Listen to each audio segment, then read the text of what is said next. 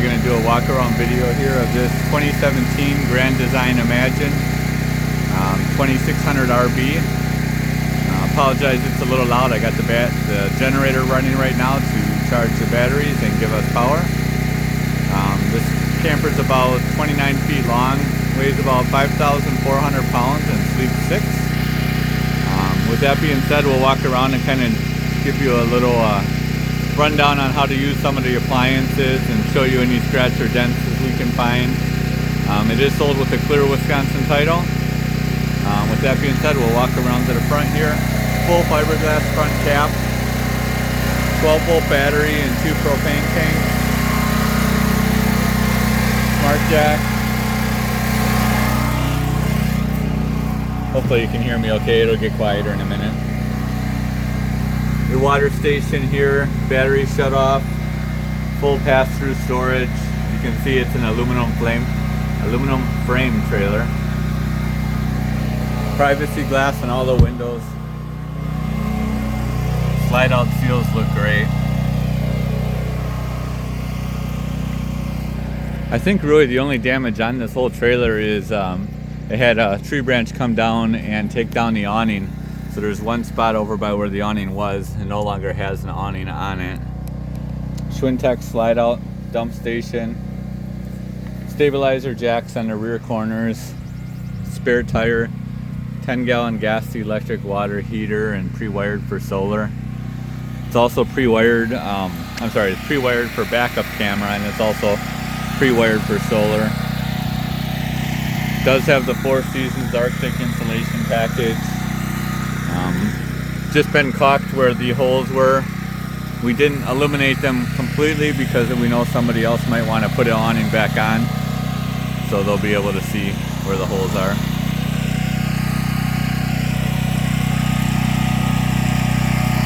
Up in the corner there, we have a diamond plate patch that's covering the electrical access to the awning in case somebody wants to put a powered awning back on there. It's already going to be pre-wired for it then.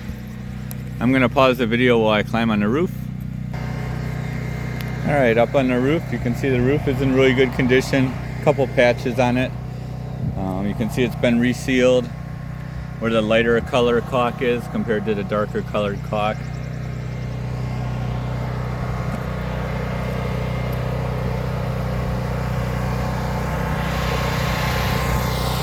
Little patch there, and then again on this side here.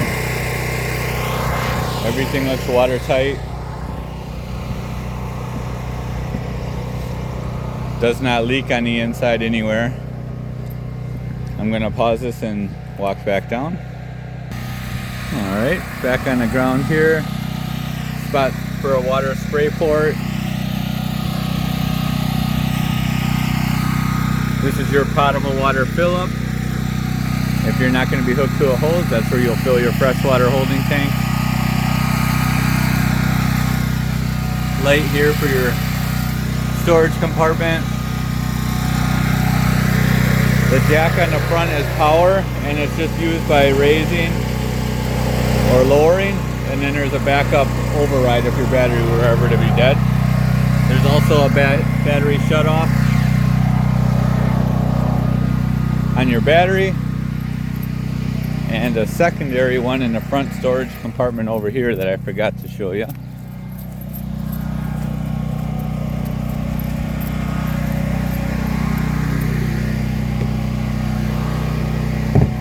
These doors just have a magnet they stick to. Another battery shut off right here, so you can use either one. If you open that up, there's 120 volt accessories, outdoor water hookup. This here is where you can change it from if you're filling your city water or if you're filling your fresh tank. You can see here where you hook it up to. They have a 90-degree adapter just to make it easier to hook up to. Otherwise you can remove that and run a hose straight into it.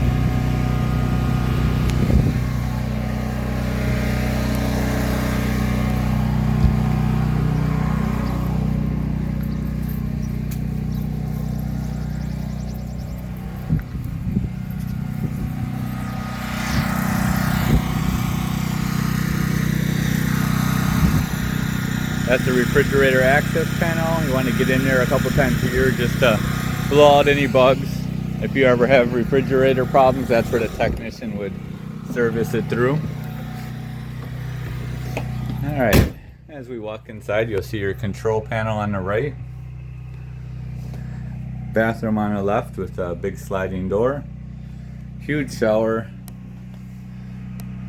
sink, and plenty of cabinets. Ventilation fan above, and then it does have ducted air conditioning, so there's your vents for that. Cup holders here. Looks like these are heated as well. Keep your coffee hot. They do recline. There's a little lever tucked down in the side here. You pull that lever up to recline them, and they'll recline all the way down to sleeping position. TV in the wall. AM FM stereo here. That also does tie with DVD to the TV. So again, these chairs recline and fold into sleeping bed. This table collapses down and becomes the U-shaped dinette, becomes another sleeping area. And then your master bedroom here with a queen size bed. Does have walk around on both sides. Wardrobe closets on both sides and above. Try to give you a nice overview here. On the back wall here is your thermostat. These are touch sensitive, they're not actually buttons like you might think. So we'll go through to furnace mode because it's cold in here right now. Turn it to our desired temperature. About a minute or so the furnace should kick on. In the meantime, I'll show you how to use the plumbing. So we're not hooked up to a hose right now, but I do have a little water in the holding tank. So we just switch the water pump to the on position. Come over here to our water, and we got water. Hot water. When you want to heat your hot water, you can heat it with gas or electric or both. You just fire it up right there. And I did just hear the furnace fire up as well, so I'm going to shut that off. There's venting for the furnace you'll see in the wall there, down low, and the cabinet there as well. And then if I want to shut it off, I just come back here to mode, cycle until it goes off. And then I'm going to take you to the outside now that I have the water heater on right there and show you what that looks like.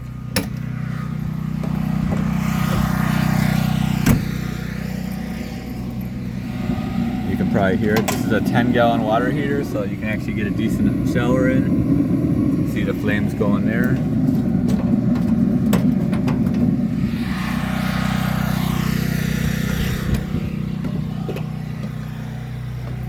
And we'll go ahead and shut that off. Foot flush toilet operated by just pressing the button there.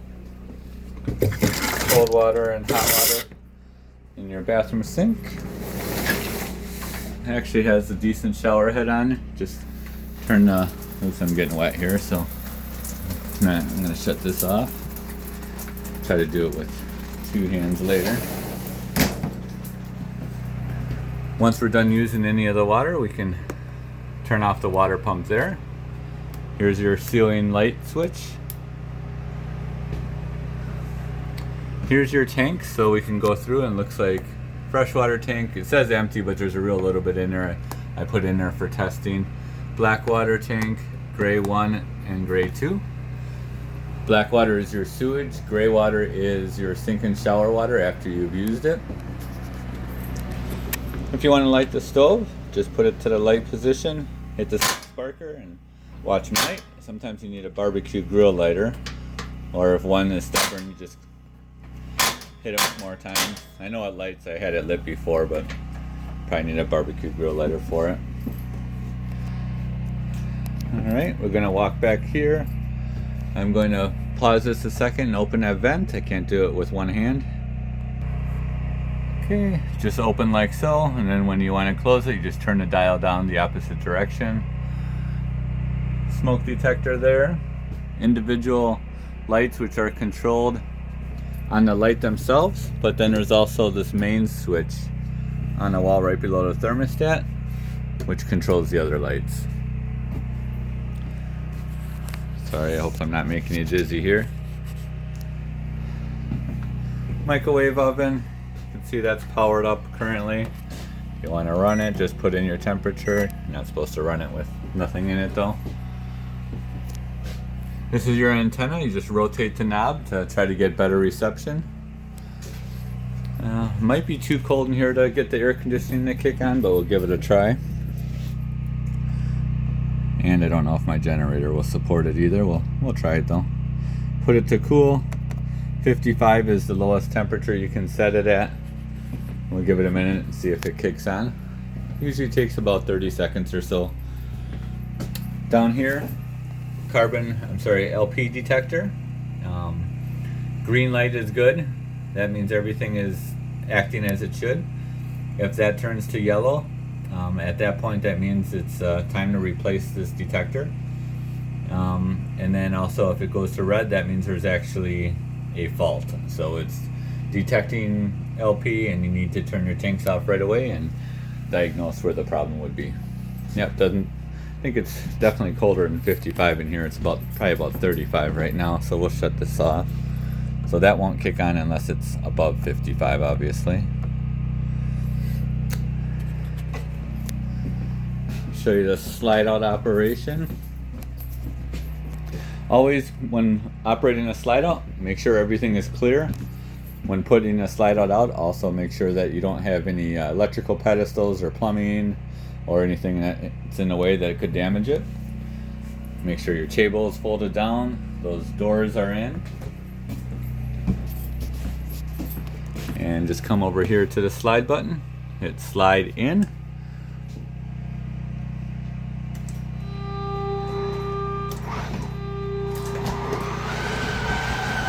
Gives you a little audible warning before it starts moving.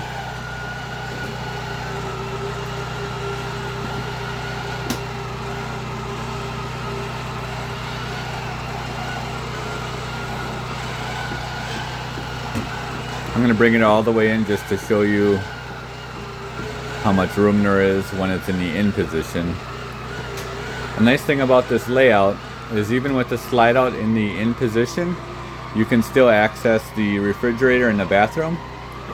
For example, if you were at a way station or a little rest area, you don't need to put the slide out to use those. And if you wanted to take a nap, you could as well. You just put the recliner down. But you'll see when it's in, it gets all the way tight against the table or the counter extension there. So you want to make sure that's in the upright or the down position, not the upright position. Bathroom door here. And I'm going to go ahead and put it back out for you. Just to show you that it operates properly.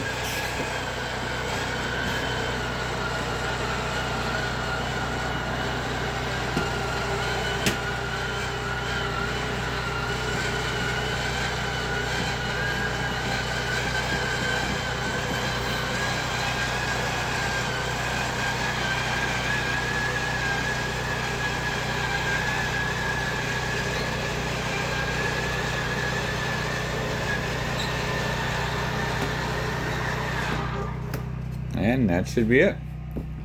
Overall, camper's in pretty good condition aside from the awning damage. Doesn't show any signs of leaks, no smells, no soft spots in the floors. Kind of ready to be camped in. We have it all set up. Oh, one last thing, I didn't show you the refrigerator. It is a two-way refrigerator with temperature adjustment. So right now we have it in AC mode and auto. So when it's in that position, it's automatically going to look for electricity, and if it finds it, it's going to use it. And if there was a power surge or power shut off, it would then automatically switch over to propane. You don't have to do anything to make that work, and you can adjust your temperature by cycling through the buttons right there. All right, that should be it.